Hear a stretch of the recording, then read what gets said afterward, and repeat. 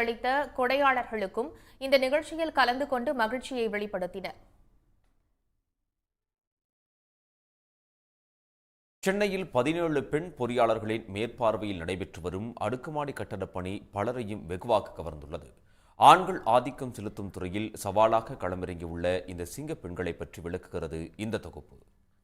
இராணுவம் உட்பட பல துறைகளில் பெண்கள் தங்கள் பங்களிப்பால் அசத்திக் கொண்டிருந்தாலும் கடினமான பணிகளும் தூசி, வெயில், இரைச்சல் என பல்வேறு சிரமங்களும் நிறைந்த கட்டுமான துறையில் சித்தாள் எனப்படும் கட்டுமான தொழிலாளியாக மட்டுமே தொடர்கிறார்கள்.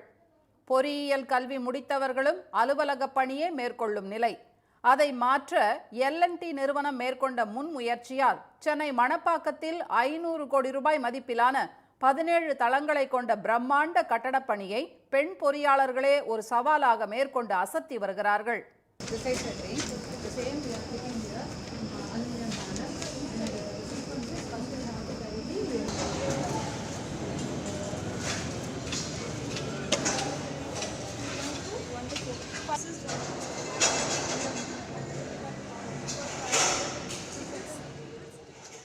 இந்த கட்டுமான பணியில் திட்டமிடல், டிசைனிங், தரம், பாதுகாப்பு, அக்கவுண்ட்ஸ், டைம் ஆபீஸ், செயலாக்கம் என்று ஒவ்வொரு துறையையும் தலைமையேற்று நடத்துவது பெண்கள்தான்.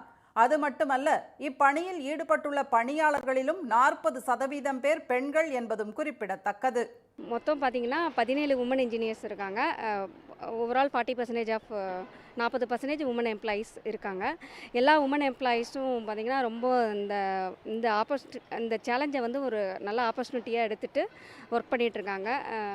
ரொம்ப சின்சியராக ஈக்குவல் டு மென்னாக கம்ப்ளீட் கான்ட்ரிபியூஷன் ஈக்குவலாக அவங்களும் ஒர்க் பண்ணுறாங்க. எந்த இதுலேயும் வந்து எந்த அட்வான்டேஜும் எடுத்துக்கிறது இல்லை. 6 மாதங்களில் இந்த கட்டுமான பணி நிறைவடைந்ததும் ஆயிரக்கணக்கானோர் பயன்படுத்தும் வானுயர கட்டடமாக காட்சியளிக்க உள்ளது.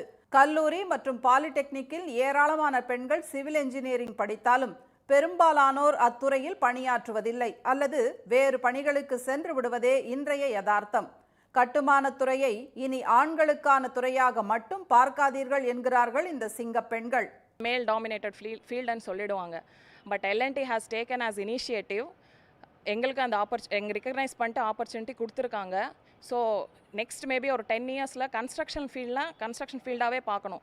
நாட் லைக் மேல் dominated field, female dominated field. கண்டிப்பாக அந்த மாதிரி பார்க்க முடியாது. ஏன்னா நாங்கள் எக்ஸாம்பிளாக நாங்கள் செட் பண்ண போகிறோம் ஃபர்தர் ஜென்ரேஷன்ஸ்க்கு.